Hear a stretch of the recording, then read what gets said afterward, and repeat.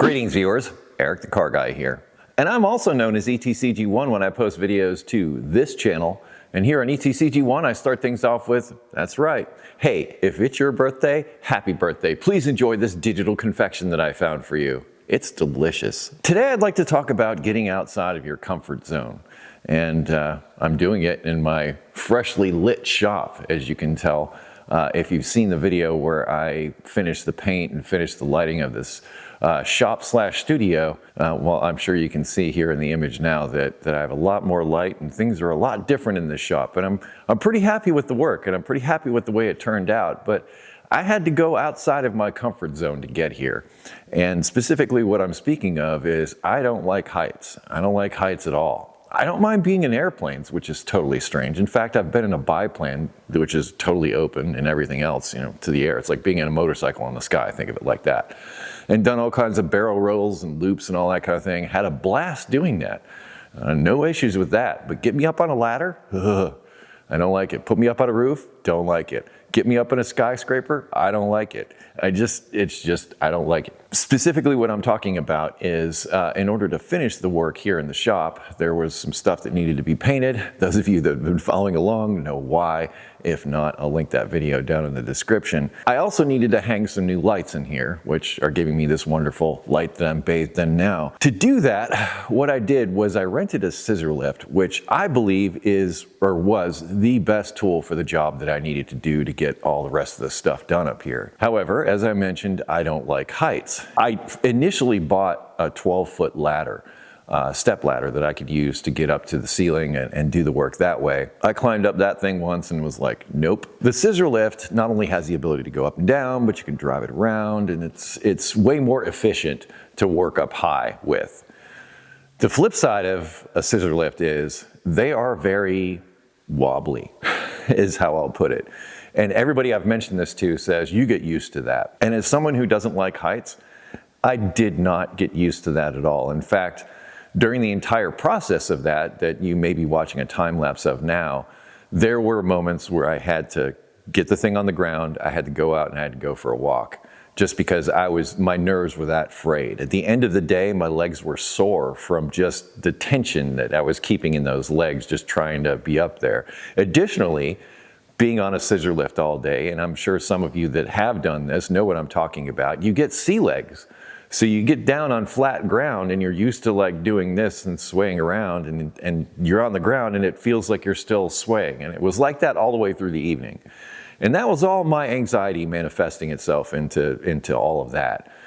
But the point is I pushed myself outside of my comfort zone so that I could get this done. I needed to get it done. I kept telling myself, there were times when I almost quit. I almost said, you know what, that's it, I'm done. I'm gonna hire somebody to do this, which is what I did initially. I'm gonna hire somebody to do this and just be done with it. But no, I kept pushing on, I kept powering through. And I know some of you that actually work on scissor lifts may look at my footage and say, Eric, you should have been harnessed in the whole time and all that. You're right, and I'm not gonna argue that point at all.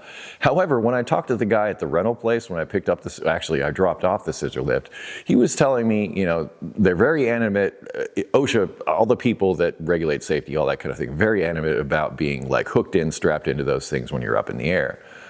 In my view, that's not the problem. And in fact, one of the things that the rental guy mentioned, which I was trying to get to, is that he would rather not be strapped in if that thing were to fall, because he would rather like look for an escape route, jump away from it rather than have it possibly fall on top of him. Now, who's to say what's gonna happen in an accident? I'm not gonna say what's gonna happen in an accident, but it did seem like a good point to me. And as I mentioned, I'm in my garage, my shop, and I was doing my thing and I didn't use a harness.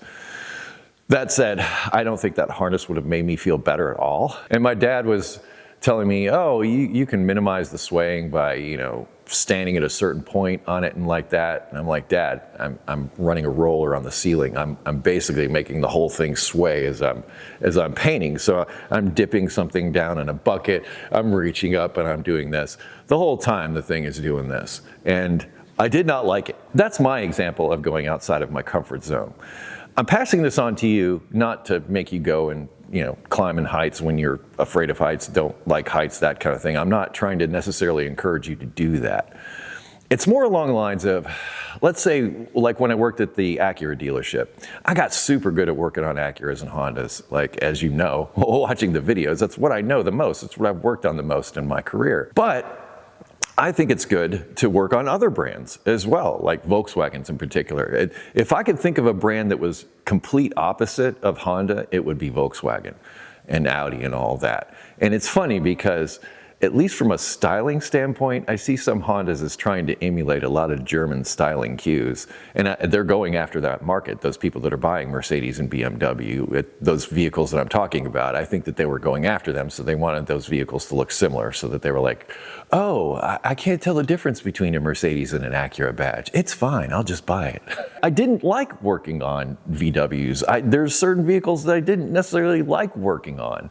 But the point is it brought me outside of my comfort zone, and it expanded my skill set. It expanded my experience points. Let's put it that way.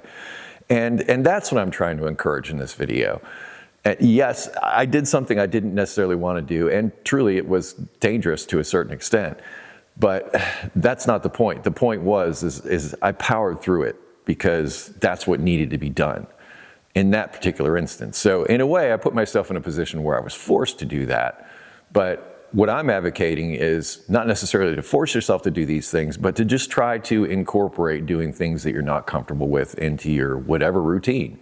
And I think that will help expand your horizons. And I think that when you go back to working on those things that you're familiar with, or doing those things that you're familiar with, you'll have a new appreciation for it, and you may be even better at it because you may pick up skills working on other things and doing other things that you're not used to doing that you wouldn't normally pick up on if you were just doing the same thing day in and day out. That's what I'm advocating here. I believe that's a benefit to you. Have you put yourself in positions where you put yourself outside of your comfort zone? Do you do it on a routine basis? Do you do it ever? Have you even thought of it?